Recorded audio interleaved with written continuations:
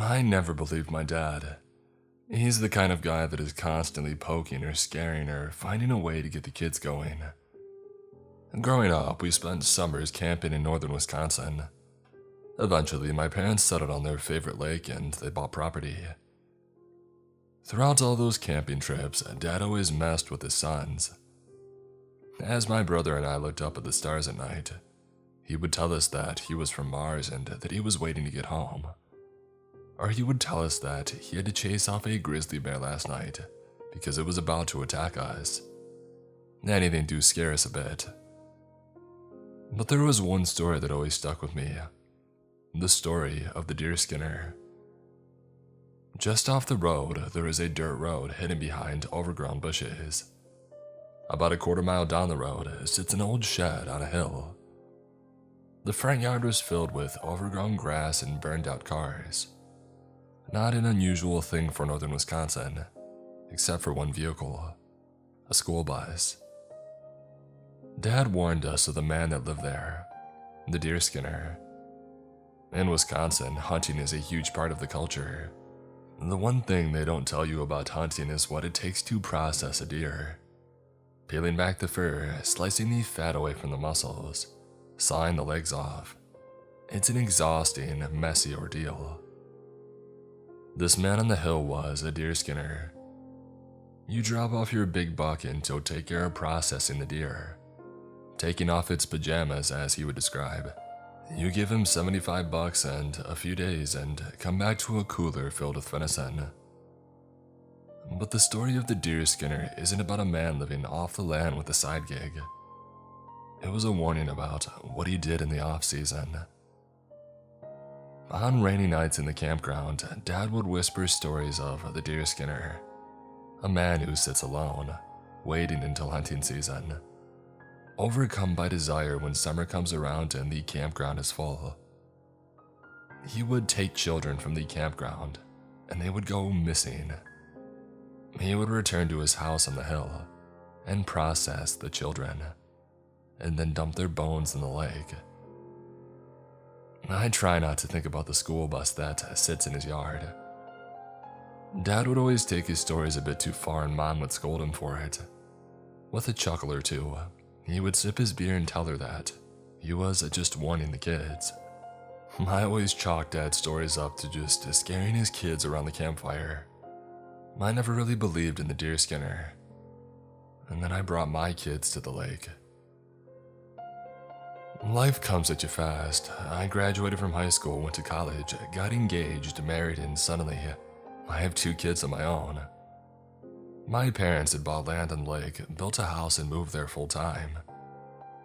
Now, our out-of-state license plates cruise through northern Wisconsin. As the 4-lane highway turned into a 2-lane, then to a country road, and finally a dirt path barely wide enough for 2 vehicles to squeak past, I look in the rearview mirror. My sons watch the tall trees zip past in the window until we come upon the road with the overgrown bushes. I look down the familiar side road. "That's where the Skinner lives," I say, smirking and echoing my father. My wife Penny shoots me a glare. Lane is barely 10 but sharp like his mother. Jacob, my older son, wears headphones, continuing to ignore us like he has for the last 5 hours. Typical 13-year-old. "Who's the Skinner?" Lane replies. "Nobody." Penny shoots back before I have a chance to scar them. We curve around a bend and the bushes fade away. A few miles later, we reach the end of the road and pull onto the thin gravel driveway. Our SUV rolls down the driveway, past the garage, and finally stops. "We made it," Penny announces. I unbuckle my seatbelt and the 4 of us climb out. Finally here. I stare up at my parents' home. Long gone are the days of the flat-tire camper. The mice-ridden trailer had to be dragged out on its axles. It's since then been replaced by a small 3-bedroom A-frame. Lane runs down the hill first, a pillow wrapped in his arms. He skips right past the colorfully painted rocks that I painted when I was his age. A painted brown and green turtle looks up at me, its smile faded from decades in the sun. I pry a reluctant Jacob from the car. We settled down after getting all the hugs and pleasantries out of the way. Dinner is a Wisconsin delicacy, bratwurst, beans, and watermelon. We immediately start joking and catching up. It feels great to be back with family, but I can't shake this feeling that Dad is distant. The sun sets and we light up a campfire. Penny and the kids work on s'mores, and Dad and I put down a few beers. Mom sips whatever mystery beverage she keeps in her red cup. As I look out at the quiet lake, a loon wails, fireflies dance in the night. The memories rush in. I look over at Dad. Whatever happened to the deer skinner? I snicker. Penny immediately looks up at me, her eyes speaking loud and clear. Don't you dare. What are you talking about? Dad replies. The story used to tell us as kids about the deer skinner. What's a deer skinner? Lane asks. Nothing. Your father is just being goofy. Penny interrupts. Watch your marshmallow. Lane's stick and marshmallow are engulfed in a flame. Give that here, Dad says, and he blows out Lane's torch. Perfectly cooked. A charcoal marshmallow drips down the stick. You have to remember the deer skinner. You told us that story all the time as kids. Remember, he lived in that shack on the hill, with the school bus. I say, not letting it go. Dad shrugs, looks off in the forest and sips his beer. I think the place you remember burned down, he says, feeling distant as ever. I drop the conversation and go back to tending the fire. As the logs burn, the group shrinks. The kids head to bed first, and then Mom, followed shortly by Penny. As I adjust the fire, I look up at Dad. He stares into the flames. Is everything okay? You're quiet, I ask him. A long pause. It feels like he's contemplating something, but instead he stands, tosses his empty beer can on the ground, and then finally makes eye contact with me. Keep those kids close. Don't let them wander into the woods. And he goes inside. I sit back as a log rolls over, sending sparks into the sky. Is this just another way Dad is messing with me? The next morning, Penny and I are in the bathroom brushing our teeth. Penny spits into the sink. The friggin' deer skinner? Are you kidding me? They're way too young to hear about that. I was half their age when Dad started telling me that story. Yeah, look how you turned out. You don't want our kids turning out like me, I smile back. Penny glares, not amused. She tosses her toothbrush down, and that's the end of that conversation. Mom is already 2 coffees deep by the time we stumble into the living room. I pour myself a cup with a splash of milk. Lane and Penny are enjoying pancakes. I barely get it to my lips before. How about a hike? Mom, I'm barely a... Can we visit the campground? Lane asks. I want to visit the beach. The kids heard about the campground from when I was a kid and we had first started coming to the lake. If there's a place that hasn't changed, well, it's the campground. You even pump your own water from an old hand pump. I have to show you my trail, Mom says before I have a chance to answer. I've got the whole thing marked out. I look over at Jacob on the couch. He munches on his pancake with his earbuds in. He didn't even hear the interaction. I go over to him and pull one out. Hey, we're going to the beach after lunch. Have fun, Jacob snarks. You don't want to come with? No. He puts his earbud back in and I shrug. After breakfast, Penny, Lane, Mom, and I head to the campground. We walk down the road and head toward my mom's trailhead. Lane and Penny are up ahead. Lane's bright red backpack bobbles as we walk down the road. The Rupert family finally sold that plot. They got $315 for it, if you can believe that. Can't imagine what that puts our house at. Place is changing, I reply. A bit different than when you were a kid, right? She smiles back. It still has that same charm, though. We take a few more steps when I can't help but ask. So, what was the deal with Dad last night? Well, I don't know what you mean. Mom looks over at me. Her eyes beg me not to pry any further. There it is. Lane yells as he spots one of Mom's trail markers. Hey, you found it, she yells back. I hung these on the path to the campground.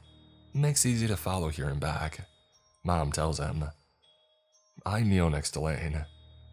Hey buddy, if you get lost in the woods, just look for the ribbons and they will lead you right back. Lane smiles and runs ahead. And Penny does her best to keep up with him. Hey, it looks like he's got some northern Wisconsin in him after all, Mom says with a smile. And then the four of us enter the woods. The hike is mostly open forest, and the lake is just on the hill. We crunch through fallen leaves. Birds sing to us as we cross the forest. I watch Lane hop over a fallen tree. He seems to be enjoying the adventures of the forest. It's about a half-mile hike to the campground. We're about halfway there when we hear a crunch in the woods. We both stop and look. A deer, a doe to be exact, broadside. We lock eyes and I stare at her. A moment passes when I hear another crunch. Behind the doe stands a fawn, still with its spots. It takes a few more steps, lifting its legs a bit too high, clearly still learning how to use its body. Penny and Lane look at the deer ahead of us. We've seen her a few times, Mom whispers. Normally she has 2 babies with her. I hope something didn't happen to the other one. They tend to show back up, I reply. And just like that, the deer is spooked, and it darts deeper into the forest. The fawn does its best to keep pace. A few seconds later, they're both gone. We enter the campground through an empty campsite. It's the end of June, so the campground should fill up with 4th of July campers soon. We step onto the gravel road and walk down the middle of the street, waving to a middle-aged couple as we pass. Lane turns around and runs up to Penny, whispers something in her ear. Penny looks at Mom. Bathroom? I smile. Hey, just up ahead around the corner, there's an outhouse. Oh, really? Lane looks back at me with a big smile. Hey, go ahead, buddy, we'll catch up. Lane runs up ahead and out of sight. He's a good kid, Mom says. Reminds me of you. Yeah, I was less of a little crap, though, I reply. No, you weren't, she says back, making Penny laugh. We round the corner and find the outhouse. The casual talk continues as we wait for Lane to finish. Mom points out the different campsites that we used to stay in, then shares an embarrassing story of when my little brother ran through the campground naked. As the laughter subsides, the 3 of us realize that something doesn't feel quite right. You okay in there? I ask. No response. I wait another minute or so. Lane, you alright, bud? Still nothing. I look back at Penny and Mom, both confused. I walk up to the outhouse and tug on the door. It's empty. He's not here. What? Penny asks. He's not here. Lane! Penny calls out, checking around the outhouse. Lane, where are you? She whips the door open again, assuming that maybe I missed him in the 5-foot-wide outhouse. Where is he? I shake my head. I don't know. We spend the next hour searching around the campground, asking anyone that's there if they've seen him. I try to remember his outfit. I can get the blue shirt, but it was a Packers hat or a Bucks hat, and a red backpack. I remember the red backpack. It's late afternoon now, and our voices have gone hoarse. Everyone in the campground knows who we are, and is likely sick of hearing us yell. We've exhausted the campground. He isn't here. We head back through the woods, following the same marked path. Maybe he followed the path back, Penny says, hoping for the best. Maybe is all I can bring myself to reply. We get back to the house and go up to the garage. Where's Lane? Dad asks. Penny wipes away some tears and Mom heads inside. He disappeared, I say. What do you mean disappeared? When we got to the campground, he ran ahead to use the bathroom and then he was gone. Dad stares at me, knowing more than he wants to say. He looks off at the forest for a moment and then stands. I'm going to call the police, Penny says. She goes into the house. I wipe my forehead and take a deep breath. I should help, I say, turning away from Dad.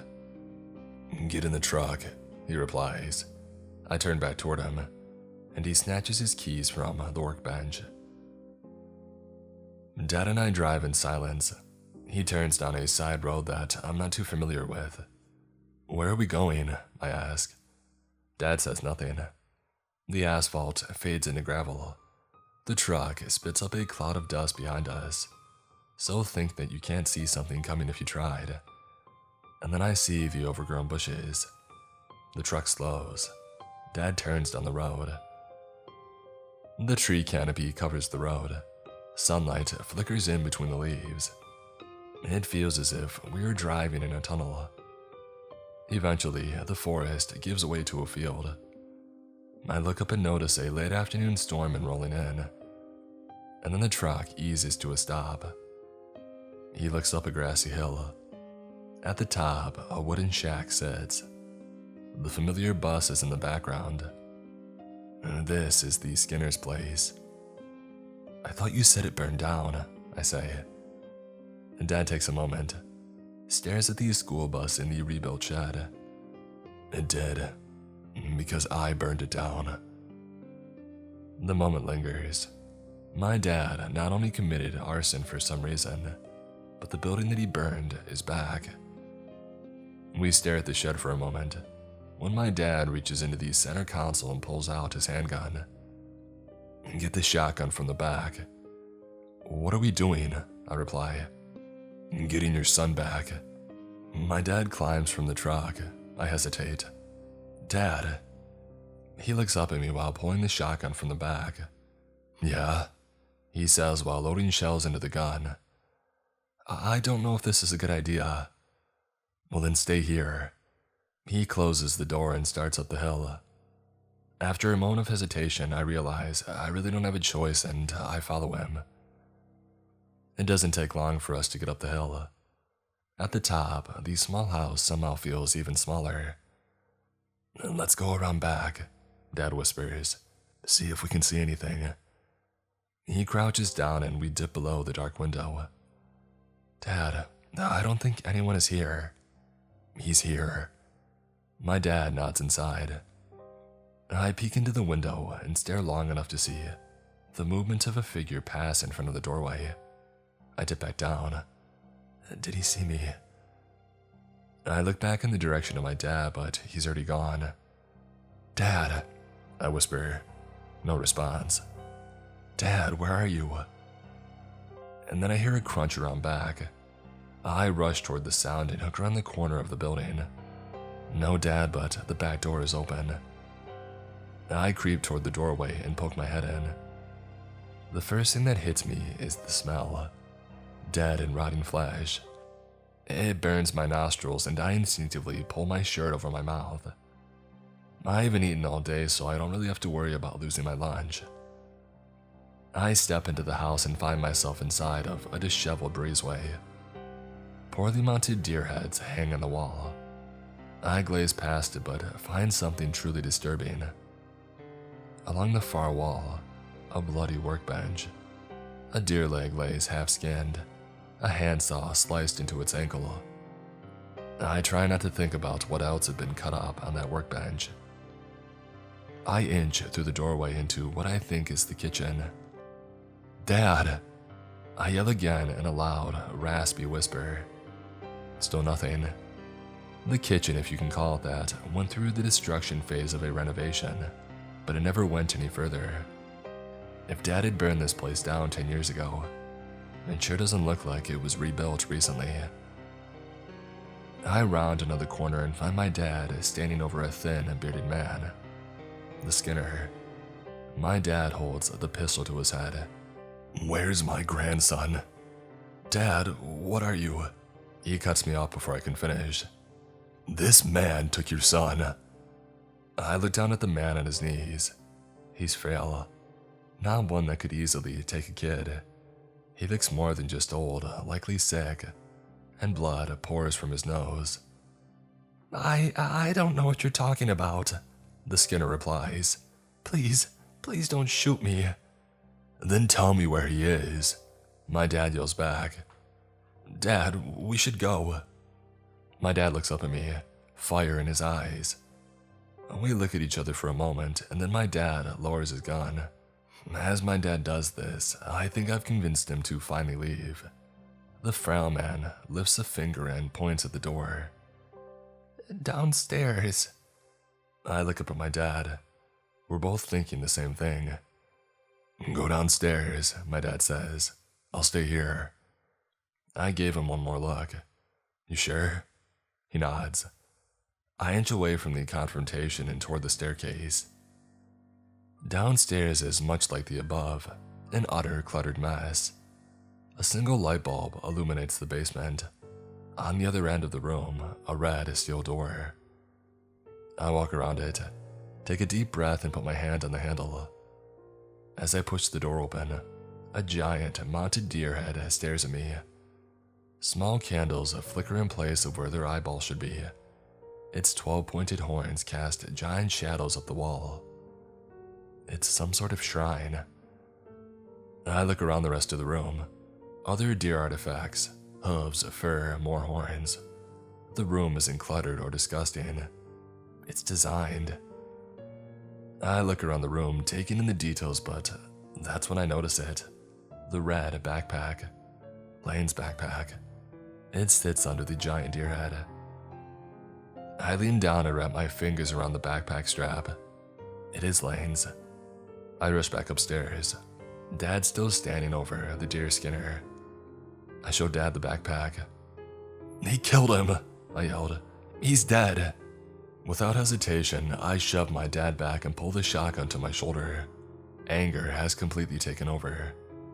The Skinner quakes. He knows what's coming next. The man shudders, but I don't give him a chance to finish. I pull the trigger. A few minutes later, my dad and I sit back in the truck. We watch the flames burn. The Skinner's house slowly turning to ash. "We'll never speak of this again," my dad quietly says, and I nod. As my dad pulls the truck into the drive, my phone rings. It's Penny. "Hello." "He's home," she says. "Lane's back.